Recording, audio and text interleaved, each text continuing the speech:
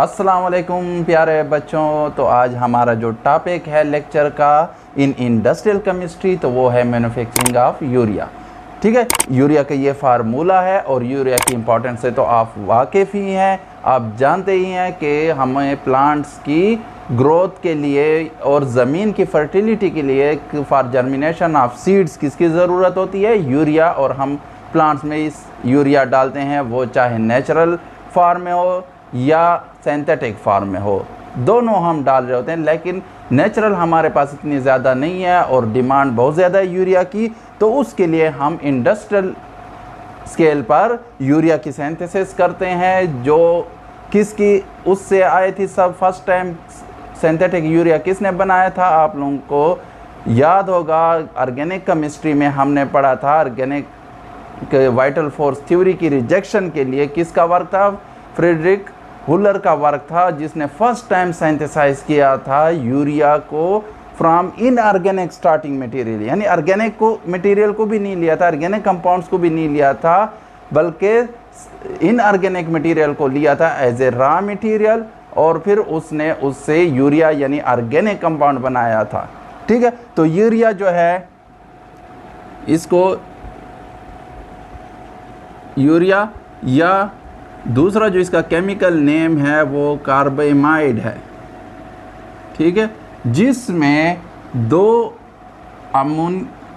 Amines group attach होते हैं with carbonyl group. ठीक है, एक साइड पे भी कार्बन के अमाइन अटैच हैं और दूसरी साइड पे। तो जब आपके पास ये वाला, अगर मैं चलो इसको फ़िलहाल हाइड कर देता हूँ, तो ये जब ग्रुप होता है तो इसको हम क्या कहते हैं? कार्बामेमाइड। ठीक है, तो ये कार्बामेमाइड है। अब दो अटैच हैं तो ये कार्बामेमाइड, इसलिए हम कहते हैं इसका केमिकल नेम, इस फंक्शनल ग्रुप का केमिकल नेम, जहाँ पर कार्बोक्सिलिक एसिड का हाइड्रॉक्सिल ग्रुप रिप्लेस हो जाए बाय अमाइन ग्रुप, तो उसको हम ऐसे फंक्शनल ग्रुप को कार्बामेमाइड कहते हैं। ठीक है, तो ये हो गया। अब यूरिया जो है हम क्यों डालते हैं? क्योंकि फर्टिलिटी इंक्रीज़ हो जाए ज़मीन की for crops and other plants. ठीक है, क्रॉप्स के लिए हमें बहुत ज़्यादा ज़रूरत होती है, क्योंकि क्रॉप्स हमारे शॉर्ट टर्म होते हैं और उनके लिए ज़्यादा फर्टिलिटी की ज़रूरत होती है, ताकि वो ज़्यादा आपको ग्रोथ कर सकें और प्रोडक्शन आपकी जितने भी क्रॉप्स की हैं वो ज़्यादा हो सके। तो उसके लिए हमें बहुत ज़्यादा ज़रूरत होती है। तो नेचुरल हमारे लिए काफ़ी नहीं है, तो हम सिंथेटिक की तरफ आ गए। तो फर्स्ट टाइम यूरिया को हमने पहले बताया किसने सिंथेसाइज किया था? फ्रेडरिक हुलर ने। और ये जो था टाइम 1828 में इसने फर्स्ट टाइम सिंथेसाइज किया था, और इसने इनऑर्गेनिक रॉ मटेरियल्स को यूज़ किया था, और उससे ये ऑर्गेनिक, क्योंकि ये जो है कौन सा, वो है ऑर्गेनिक कंपाउंड है यूरिया। ठीक है, तो ऑर्गेनिक, और उसकी वजह से फिर वाइटल फोर्स थ्योरी की रिजेक्शन हुई थी। तो आते हैं हम इसकी सिंथेसिस की तरफ।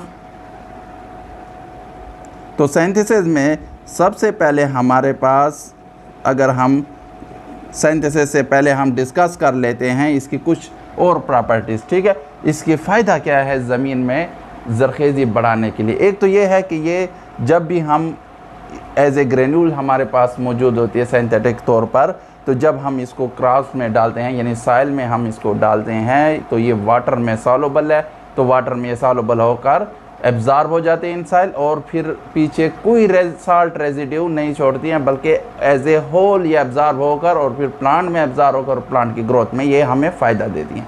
फिर आ जाते हैं percentage composition of different elements in urea. ठीक है, तो सबसे पहले हमारे पास जो ज़्यादा मिकदार में होता है यूरिया में वो नाइट्रोजन है, और नाइट्रोजन की जो परसेंटेज कंपोजिशन इन यूरिया है वो है 46.67%।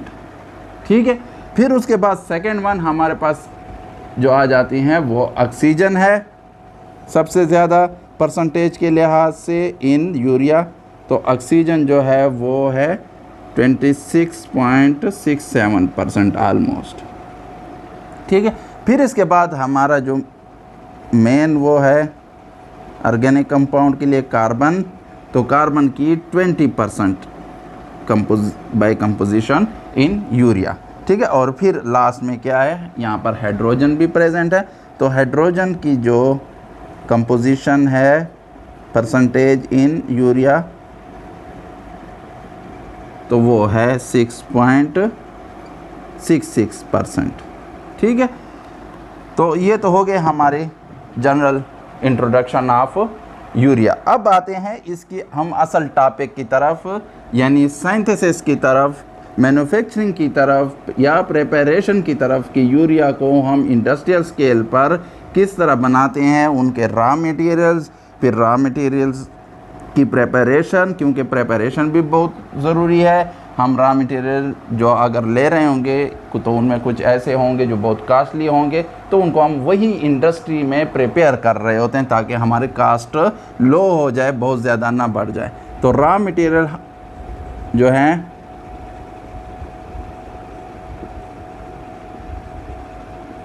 वो दो मेन रॉ मटेरियल यूज़ होते हैं in the synthesis of urea. एक है अमोनिया, तो अमोनिया कास्टली है, ठीक है।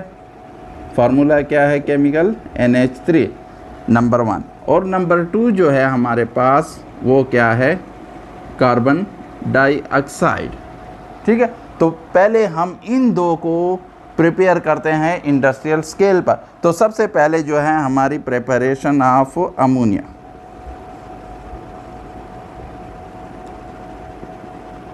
ये अभी हम क्या कर रहे हैं, रॉ मटेरियल की प्रिपरेशन कर रहे हैं। अभी हम अपने जो यूरिया की प्रिपरेशन है वो हम इसके बाद डिस्कस करेंगे। तो प्रिपरेशन ऑफ अमोनिया हम कौन से प्रोसेस के थ्रू करते हैं, हेबर प्रोसेस, जो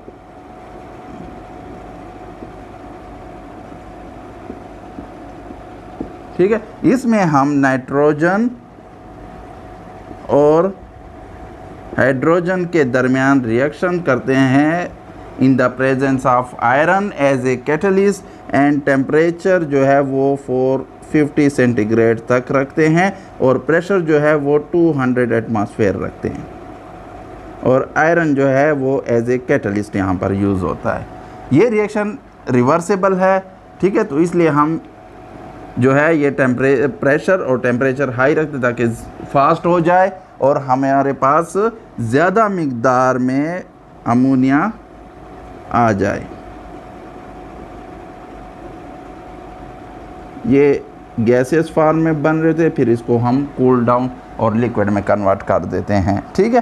फिर इसके बाद हमारे पास जो अमोनिया है इसके लिए ये दो रॉ मटेरियल कहाँ से आते हैं। नाइट्रोजन जो है वो हम फ्रैक्शनल डिस्टिलेशन, क्योंकि एयर में बहुत ज़्यादा है नाइट्रोजन, तो एयर की फ्रैक्शनल डिस्टिलेशन करते हैं, तो वहाँ से हम इसको सेपरेट कर लेते हैं, क्योंकि 78% ऑलमोस्ट प्रेजेंट होती है एयर में, तो वहाँ से हमें बहुत ज़्यादा मिक़दार में कम खर्चे पर, कम कास्ट पर हमारे पास आ जाती है। और हाइड्रोजन जो है उसके लिए हम क्या करते हैं, उस एक दूसरा रिएक्शन करते हैं, वो हम मीथेन जो है हमारा, उसको हम वाटर के साथ या वाटर के यानी वेपर्स के साथ, स्टीम के साथ हम उसका रिएक्शन करवाते हैं, उनको पास करवाते हैं और हीटेड निकल एज ए कैटलिस्ट, तो निकल को एज ए कैटलिस्ट लेते हैं और हमारे पास फिर एक तो हमारा जो second carbon dioxide raw material था ये भी हासिल हो जाता है और हाइड्रोजन भी हासिल हो जाता है। तो इसमें हम क्या करते हैं, for the preparation of hydrogen CH4 और स्टीम के दरमियान, ठीक है, दोनों यानी गैसियस फॉर्म में होंगे, इसको हम पास करते हैं और हीटेड निकल यानी ये ऑलमोस्ट 200 सेंटीग्रेड तक हम वो करते हैं और हमारे पास दो हमारे मटेरियल आ जाते हैं, एक कार्बन डाइऑक्साइड जो यहाँ पर हमने लिखा था as a raw material main in the synthesis of urea, और दूसरा जो हमें अमोनिया के लिए हाइड्रोजन चाहिए तो वो भी यहाँ पर प्रिपेयर होकर हमारे पास आ जाता है, ठीक है। तो हमारे पास दो मेन वो इस एक ही रिएक्शन से आ गए। तो ये हमारे सारे रॉ मटेरियल अब प्रिपेयर हो गए। अमोनिया भी हमने प्रिपेयर करे from hydrogen and nitrogen from air, fraction distillation of air. तो उससे हमने अमोनिया प्रिपेयर कर लिया और ये कार्बन डाइऑक्साइड भी हमारे पास आ गई। तो इसके बाद हम basic reaction for the preparation of urea पढ़ेंगे।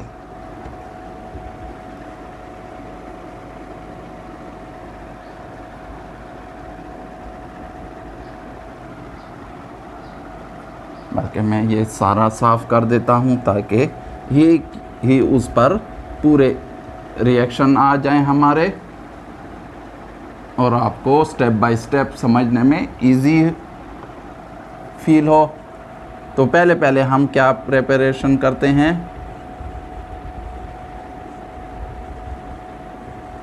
प्रिपरेशन ऑफ अमोनियम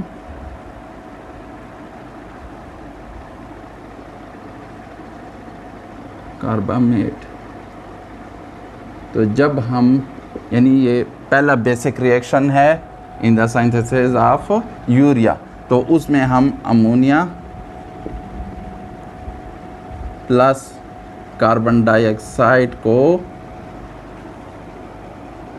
निकल की मौजूदगी में हीट करते हैं और 200 एटमॉस्फेयर प्रेशर पर पास करते हैं। तो हमारे पास क्या बन जाता है, कार्बामेट, अमोनियम कार्बामेट।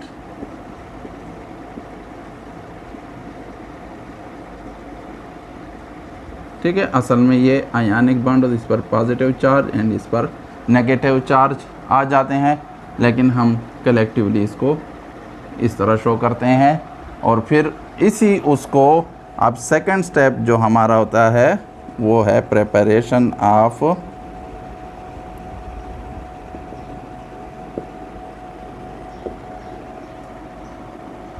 यूरिया। तो ये जो अमोनियम कार्बामेट हमारे पास आ गया था, इसको हम फर्दर हीट करते हैं। ठीक है, तो हमारे पास इसमें रीअरेंजमेंट हो जाती है।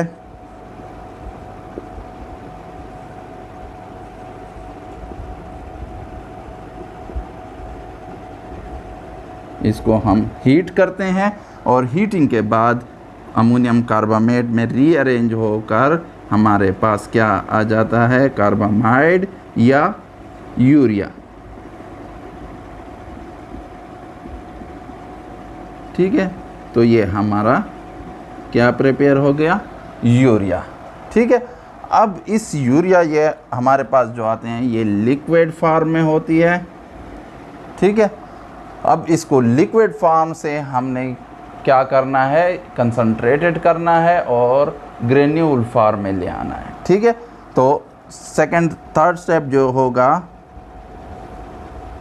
तो वो होगा कंसंट्रेशन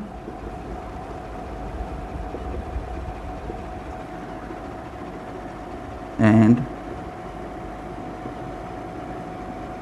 लेशन ऑफ यूरिया। तो ये हम वैक्यूम कंपार्टमेंट में ले जाते हैं इसको और वहाँ से यूरिया क्या हो रही होती है, लिक्विड फॉर्म में स्प्रे हो रही होती है नीचे की तरफ, और नीचे से हम क्या कर रहे होते हैं, एयर का, हॉट एयर का ब्लो देते हैं और ये सारा अंडर हाई प्रेशर होता है। तो यूरिया लिक्विड फॉर्म में स्प्रे होता है फ्रॉम टॉप। ठीक है, और फिर इसके यहाँ से हम हॉट एयर भी ब्लो करते हैं। तो फिर हमारे पास उसकी वजह से, हॉट एयर की वजह से उसकी यूरिया ड्राई हो जाता है, उससे वाटर एवोपोरेट हो जाता है और फिर हम यूरिया जो है वो कंसंट्रेट हो जाता है। और फिर इस कंसंट्रेटेड यूरिया को हम क्या कर लेते हैं, कूलिंग कंपार्टमेंट में ले आते हैं। तो सडन कूलिंग उसकी क्या कर लेती है, यूरिया को ग्रेनुलर फॉर्म में ले आती है या सॉलिड। ठीक है, यानी हमारे पास उसके दाने बन जाते हैं, ग्रेनुलर फॉर्म में आ जाती है, ग्रेन्यूल्स बन जाते हैं यूरिया के। तो फिर उसको हम क्या कर लेते हैं, पैकिंग कर लेते हैं और उसको मार्केट की तरफ हम सप्लाई कर। हमने तो सिंथेसिस ऑफ यूरिया पढ़ ली, तो अब आते हैं उसकी फ्लो शीट डायग्राम की तरफ। ठीक है, तो यहाँ से आपने लिक्विड अमोनिया लिया जो हमने हैबर प्रोसेस से हासिल किया था, कार्बन डाइऑक्साइड जो हमने मीथेन और वाटर के स्टीम वाटर यानी एज ए स्टीम के दरमियान रिएक्शन से हासिल किया था। तो इसको अब आगे हम किसकी तरफ ले जा रहे हैं, रिएक्टर ब्लॉक की तरफ, यानी जहाँ पर इनके रिएक्शन होना है। तो लिक्विड अमोनिया यहाँ से रिएक्टर ब्लॉक की तरफ जाएगा, कार्बन डाइऑक्साइड कंप्रेस होकर कंप्रेसर से रिएक्टर ब्लॉक की तरफ चले जाएंगे। ठीक है, वहाँ पर उनका रिएक्शन हो जाएगा तो हमारे पास अमोनिया सॉल्यूशन बन जाएगा। उस अमोनिया सॉल्यूशन को फिर हम एवोपोरेटर ब्लॉक की तरफ ले जाएंगे, जहाँ हम क्या करेंगे, उसकी एवोपोरेशन करेंगे और यूरिया को कंसंट्रेट करेंगे। ठीक है, अब कंसंट्रेट करने के बाद उसको दोबारा मेल्ट कर, ताकि जो भी वाटर अगर थोड़ा भी रह गया है उसके दरमियान तो वो भी एज ए निकल जाए। फिर उसको हम कहाँ पर ले जाते हैं, ग्रेनुलेशन ब्लॉक की तरफ, इस मेल्ट यूरिया को, और वहाँ से हम हॉट एयर नीचे से ब्लो करते हैं। ठीक है, वो ऊपर आउट हो जाती है एयर, और जिसके नतीजे में यूरिया किस में कन्वर्ट हो जाती है, ग्रेनुलेटेड यूरिया प्रोडक्ट में कन्वर्ट हो जाती है, यानी यूरिया के ग्रेनुलर्स बन जाते हैं, ग्रेन्यूल फॉर्म में आ जाती है, और फिर हम उस यूरिया को पैक करते हैं और स्टोर करते हैं। ठीक है, अब यहाँ पर कुछ और चीज़ें हैं, जहाँ एवोपोरेटर ब्लॉक में अगर यूरिया सॉल्यूशन में कुछ कार्बन डाइऑक्साइड और अमोनिया अनरिएक्टेड रह गए हों तो फिर हम उन अनरिएक्टेड को दोबारा रिकवर करते हैं और रिएक्टर ब्लॉक की तरफ ले आते हैं। इसी तरह वेस्ट वाटर जो हम यहाँ से वाटर हमारे पास आएगा उसको हम ट्रीट करेंगे, उसकी ट्रीटमेंट करेंगे, उसको प्योर करेंगे, उसमें से जितने भी हार्मफुल मटेरियल है या कार्सिनोजेनिक मटेरियल हैं तो उनको हम क्या कर देंगे, उनकी ट्रीटमेंट कर देंगे और क्लीन वाटर को आगे हम इस्तेमाल के लिए ले जाएंगे। और इसमें भी अगर जो कार्बन डाइऑक्साइड अनरिएक्टेड पड़ी हुई है, अमोनिया इसमें पड़ी हुई, यानी अमोनिया तो उसके साथ सॉल्यूशन में पड़ी होगी लेकिन कार्बन डाइऑक्साइड डिज़ॉल्व फॉर्म में होगी, तो उनको भी हम रिसाइकल कर देंगे और दोबारा रिएक्टर ब्लॉक की तरफ ले जाएंगे। ठीक है, तो ये हो गए flow sheet diagram of manufacturing urea. ठीक है, यूरिया को मैन्युफैक्चर करते हुए कौन से वो हमारे पास प्रोसेसेस होते हैं, कौन से हमारे पास जो यूनिट्स हैं उसके इंडस्ट्रियल स्केल पर, तो वो सारे हमने डिस्कस कर लिए। तो ये हो गई फ्लो शीट डायग्राम। तो स्टूडेंट